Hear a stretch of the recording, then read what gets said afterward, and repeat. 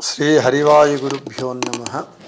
ओं वंदे विष्णुं नमामि श्रियमथ च भुवं ब्रह्मवायु च वंदे गायत्रीं भारतीं तामपि गरुडमनन्तं भजे रुद्रदेवं देवीं वंदे सुपर्णीमहिपतिदयितां वारुणीमप्युमां ताम् इंद्रादीन् काममुख्यानपि सकलसुरान् तद्गुरून्मद्गुरूंश्च अभ्रमं भङ्गरहितम् अजडं विमलं सदा आनन्दतीर्थमतुलं भजे तापत्रयापहं जलज्येष्ठनिभाकारं जगदीशपदाश्रयं जगतीतलविख्यातं जगन्नाथगुरुं भजे पृथ्वीमण्डलमध्यस्थाः पूर्णबोधमतानुगाः वैष्णवाः विष्णुहृदयाः तान् नमस्ये गुरून् मम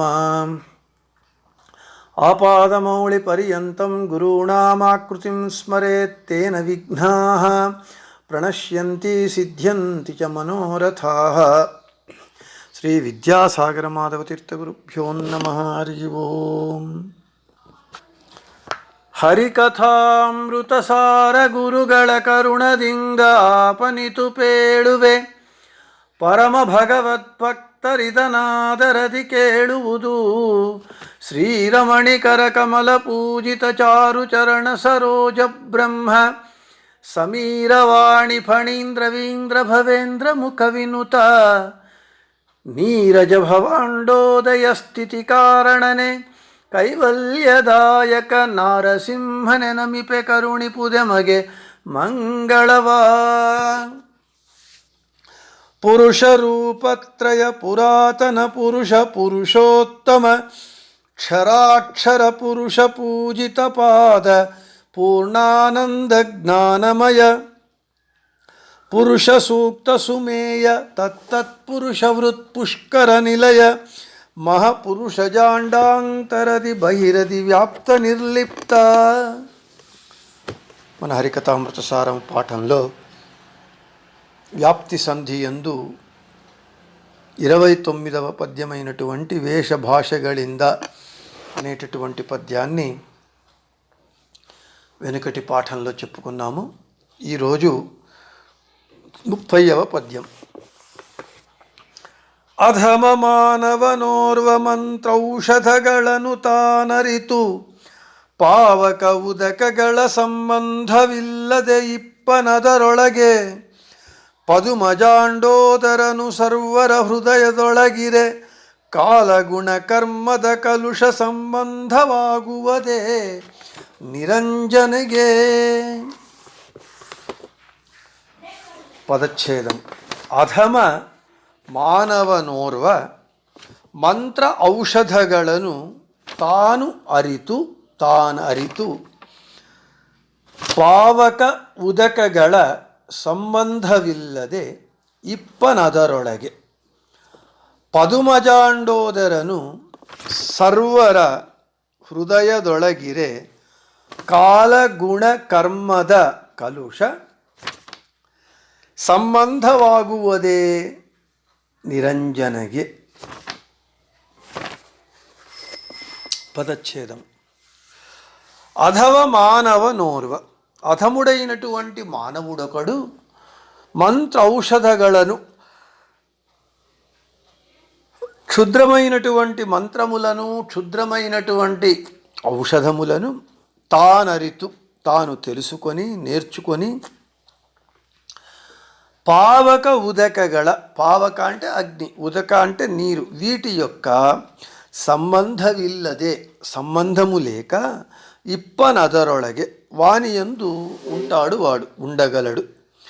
అంటే మంత్రశక్తితో నీటియందు దాని సంబంధము తగలక నిలవటము, నివసించటము, అలాగే ఔషధ లేపము చేత అగ్నియందు నడచినా దాని సంబంధము లేకుండా ఉండటము.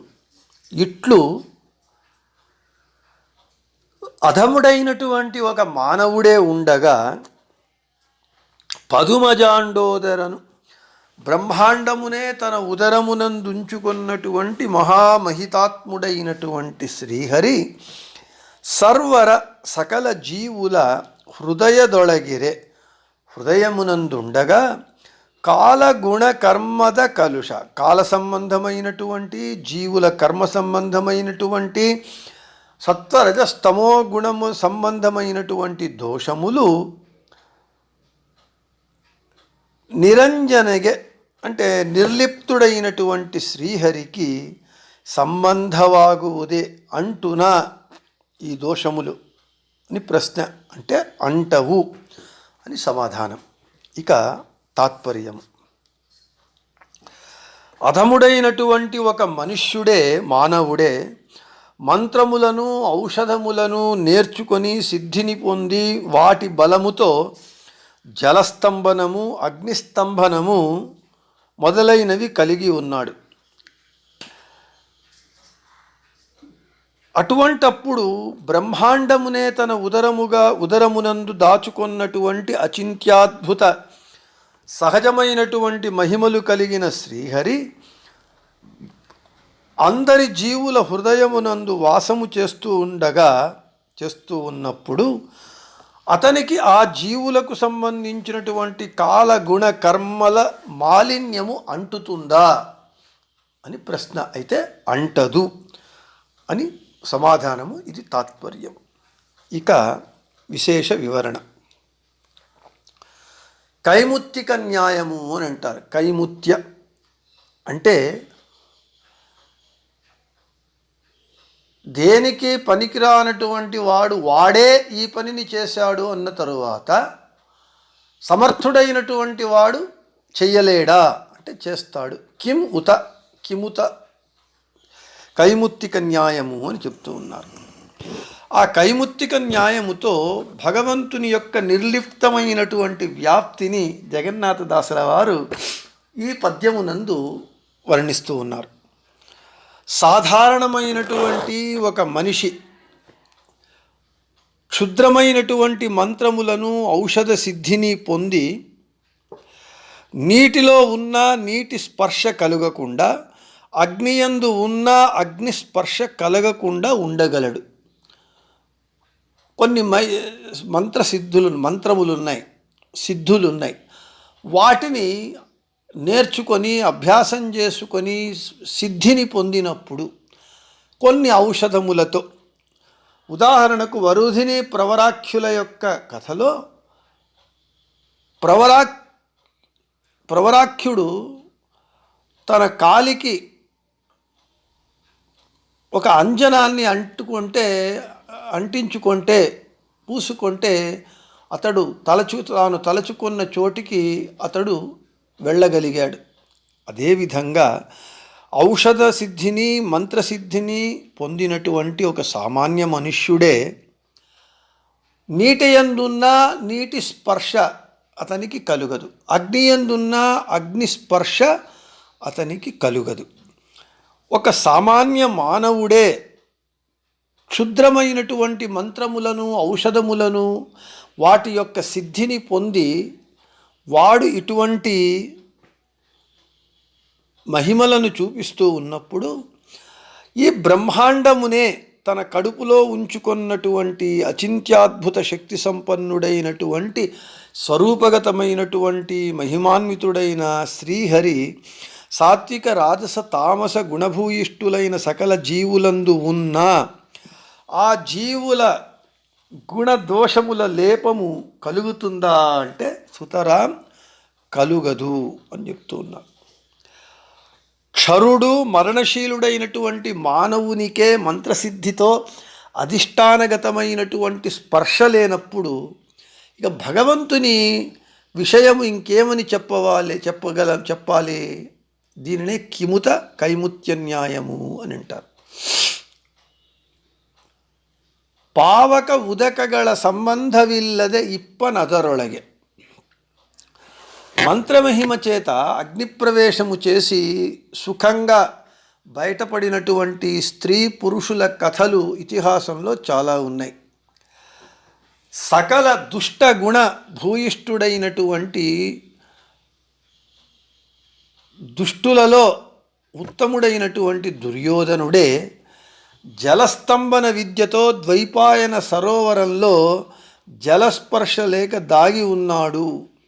మనకు భారత కథ తెలుస్తుంది. దుర్యోధనుడు యుద్ధమైపోయిన తరువాత వెళ్ళి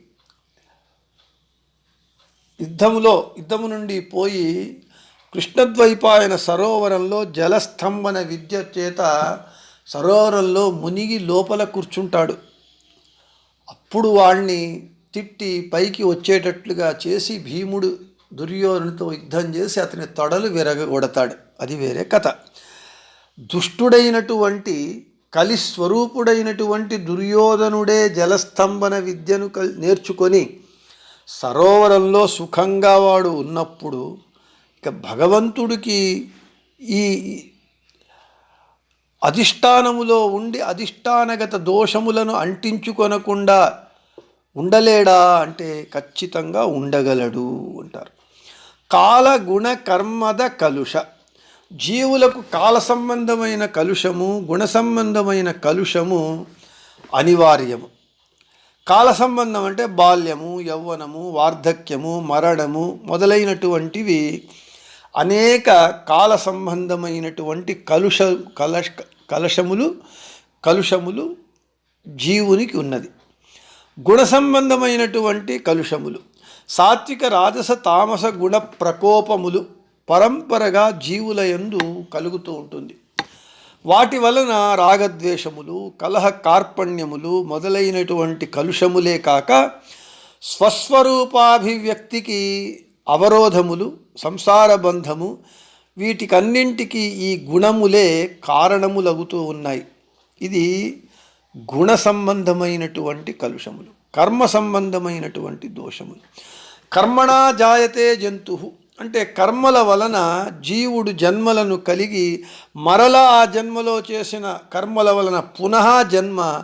ఈ విధంగా కర్మ జీవునికి బంధకమవుతూ ఉన్నది. మూలభూతంగా అనాది కర్మతోనే జీవుడు సంసారంలో పడుతూ ఉన్నాడు. ఈ విధంగా జీవుడు కాల గుణ కర్మల వలన వచ్చేటటువంటి దోషములతో కలిగి ఉన్నాడు. అటువంటి జీవుడు, మనుష్యుడు, దుష్టుడు అయినటువంటి మనుష్యుడే మంత్రసిద్ధిని, ఔషధ సిద్ధిని పొంది జలస్తంభనము, అగ్నిస్తంభనములను చేస్తూ ఉన్నప్పుడు అప్రాకృతుడైనటువంటి సర్వసమర్థుడైనటువంటి జగదొడయడైనటువంటి సర్వతంత్ర స్వతంత్రుడైనటువంటి జగన్నాథుడైనటువంటి భగవంతునికి, జగత్తునంతా తన కడుపులో ఉంచుకున్నటువంటి భగవంతునికి సాత్విక రాజస తామస జీవులయందు ఉండి వారి కాల గుణ కర్మ సంబంధమైనటువంటి దోషములను అంటించుకొనకుండా ఉండగలడు. సామాన్య మనుష్యుడే అలా ఉన్నప్పుడు భగవంతుడు తప్పకుండా ఉండగలడు అనేటటువంటి విషయాన్ని చెబుతూ ఉన్నారు.